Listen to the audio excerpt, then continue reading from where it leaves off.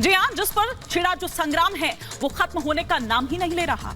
एक तरफ सनातन का झंडा बुलंद किए हुए हैं बागेश्वर के पीठाधीश्वर धीरेन्द्र शास्त्री, जो ये कह रहे हैं कि सनातन का झंडा बुलंद करके रखिए, तो वहीं दूसरी तरफ रामचरितमानस पर दिए गए विवादित बयान के बाद से ही सुर्खियों में छाए हुए समाजवादी पार्टी के नेता स्वामी प्रसाद मौर्य लगातार साधु संतों का, सनातन का अपमान कर रहे हैं।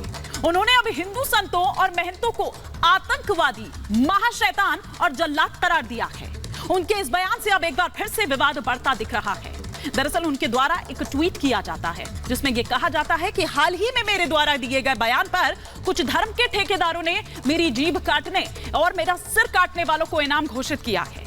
अगर यही बात कोई और कहता तो यही ठेकेदार उसे आतंकवादी कहते, किंतु अब इन संतों, महंतों, धर्माचार्यों व जाति विशेष लोगों को क्या कहा जाए, आतंकवादी, महाशैतान या जल्लाद?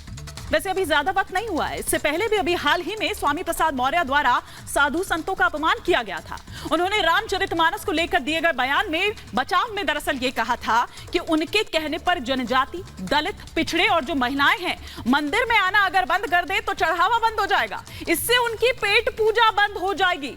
इसीलिए वे यानी जो संत हैं पागलों की तरह भौंक रहे हैं, ये कहना था स्वामी प्रसाद मौर्य का। ये सिर्फ 1 एकड़ जमीन पर कृषि करके हर महीने 1 लाख तक कमाते हैं। इनसे सीखना है तो फ्रीडम ऐप को अभी डाउनलोड कीजिए। आज इसी पर कर रहे हैं 5 का प्रहार कि सनातन संस्कृति की चमक से क्या कुछ सियासतदान इतने परेशान हो रहे हैं? क्या वोट बैंक की ये पॉलिटिक्स हो रही है? और सनातन धर्म की हम बात कर रहे हैं तो ये राष्ट्र धर्म है वाकई में या फिर ये राजधर्म है? ये देखने वाली यहाँ पर बात होगी, लेकिन कुछ सवाल एक एक कर 5 का प्रहार के जो आपके टेलीविजन स्क्रीन पर आ रहे हैं वो ये कि सनातन संस्कृति की चमक से आखिर कौन परेशान है? दूसरा सवाल ये कि क्या स्वामी प्रसाद मौर्य के लिए संत आतंकी हैं? तीसरा सवाल ये कि क्या स्वामी को अखिलेश ने मौन समर्थन दिया हुआ है, चुप्पी क्यों साधे हुए हैं? चौथा सवाल ये कि हिंदुओं के अपमान से चलेगी क्या सियासी दुकान?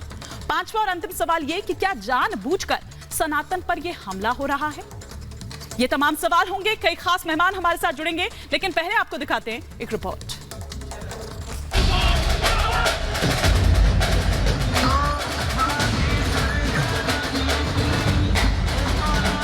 सनातन का झंडा गाड़े रहिए, कायदे में रहेंगे तो फायदे में रहेंगे।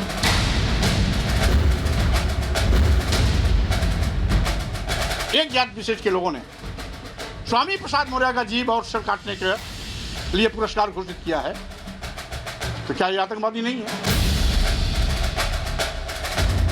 हमारा सनातन धर्म भारत का राष्ट्रीय धर्म है।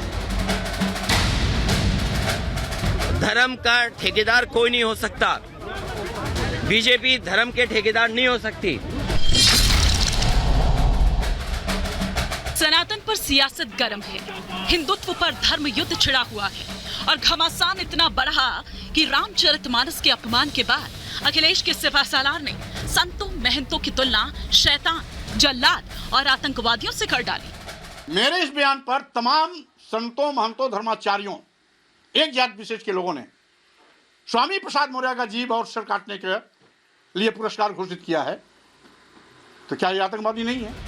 पहले रामचरितमानस का अपमान कर स्वामी प्रसाद मौर्य चौतरफा घिरे थे और अब साधु संतों की तुलना आतंकियों से कर समाजवादी पार्टी के चाल, चरित्र और चेहरे पर सवाल खड़े कर दिए। लेकिन अखिलेश न तब बोले और न ही अब।